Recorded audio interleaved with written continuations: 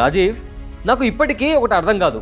Mutual funds గురించి అందరూ ఎందుకంత ఎక్సైట్ అవుతున్నారు? అసలు ఎక్కడ ఇన్వెస్ట్ చేయాలో ఎలా డిసైడ్ అవుతారు? డబ్బులు పోతే ఎవరిది రెస్పాన్సిబిలిటీ? అదే సయ్యద్, ఎవరు ఫ్యూచర్ ప్రిడిక్ట్ చేయలేరు. స్మార్ట్ ఇన్వెస్టింగ్ అంటే ఫ్యూచర్ గెస్ చేయడం కాదు, కరెక్ట్ ఆపర్చునిటీని కరెక్ట్ సపోర్ట్ తో చూస్ చేసుకోవడం. ఏంటి కరెక్ట్ సపోర్ట్ తోనా? అంటే ఇది చూడు, నేను కొన్ని ఇయర్స్ బ్యాక్ ఇన్వెస్ట్ చేసిన ఒక ఫండ్ ఇది. అప్పుడు ఒక యూనిట్ వాల్యూ చాలా తక్కువ, ఇప్పుడు ఒక యూనిట్ వాల్యూ 5,100 రూపాయలకి పైగా ఉంది. సీరియస్లీ? కానీ అప్పుడు ఇది అంత సక్సెస్ఫుల్ అవుతుందని ఎవరికి తెలియదు కదా. ఎగ్జాక్ట్లీ, అందరికీ అన్ని ముందే తెలిసిపోతే ఆపర్చునిటీ అనేది ఉండదు. అసలు ఇంపార్టెంట్ క్వశ్చన్ ఏంటి అంటే, వెల్త్ బిల్డ్ చేయడంతో పాటు మన ఫ్యామిలీ ఫ్యూచర్ ని కూడా ఎలా ప్రొటెక్ట్ చేయాలి అనేది. అది చాలా ఇంపార్టెంట్ పాయింట్. కానీ ఎలా ప్లాన్ చేసుకోవాలి? నాకు పర్సనల్ గా ట్రస్ట్ ఫస్ట్. మనం ఇంపార్టెంట్ డెసిషన్స్ తీసుకున్నప్పుడు ఇయర్స్ నుంచి ట్రస్ట్ ఎర్న్ చేసిన బ్రాండ్స్ ని చూస్తాం కదా, అందుకే టాటా పేరు అంటే రిలయబిలిటీ, రెస్పాన్సిబిలిటీ గుర్తొస్తాయి.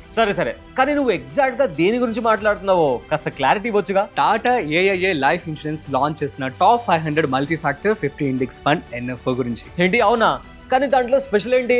ఇదొక ఇండెక్స్ ఫండ్, అంటే ఎవరు ర్యాండమ్ గా స్టాక్స్ సెలెక్ట్ చేయరు. ఫార్ములా బేస్డ్ అప్రోచ్ యూస్ చేసి డిఫరెంట్ ఫ్యాక్టర్స్ బేస్ చేసుకొని టాప్ కంపెనీస్ ని సెలెక్ట్ చేసి ఇన్వెస్ట్ చేస్తుంది. అంటే ప్రాపర్ సిస్టమ్ ఉంటుందన్నమాట. ఎగ్జాక్ట్లీ, ఇది ట్రాక్ చేసే Nifty 500 multi factor 50 index last 5 years లో 21.1% రిటర్న్స్, ఇన్సెప్షన్ నుంచి 21.3% రిటర్న్స్ ఇచ్చింది. టాటా ఏఐఏ ఆబ్జెక్టివ్ ఏంటంటే ఈ ఇండెక్స్ పర్ఫార్మెన్స్ ని రిప్లికేట్ చేయడం. నువ్వు చెప్పింది నిజమే, కానీ వెల్త్ బిల్డ్ చేయాలంటే చాలా ఇయర్స్ పడతాయి. కానీ ఈ మధ్యలో ఇన్వెస్టర్ కి ఏమైనా అయితే? అదే చాలా మంది మిస్ అయ్యే పాయింట్. ఇన్వెస్ట్మెంట్ అంటే మనీ గ్రో అవడం మాత్రమే కాదు, ఆ జర్నీని ప్రొటెక్ట్ చేయడం కూడా. టాటా ఏఐఏ యూలిప్ ప్లాన్స్ లో వేవర్ ఆఫ్ ప్రీమియం అనే ఫీచర్ ఉంటుంది. ఒకవేళ లైఫ్ ఎష్యూర్డ్ లేకపోతే పాలసీ టర్మ్స్ ప్రకారం ఫ్యూచర్ ప్రీమియమ్స్ ఇన్సూరర్ పే చేయొచ్చు.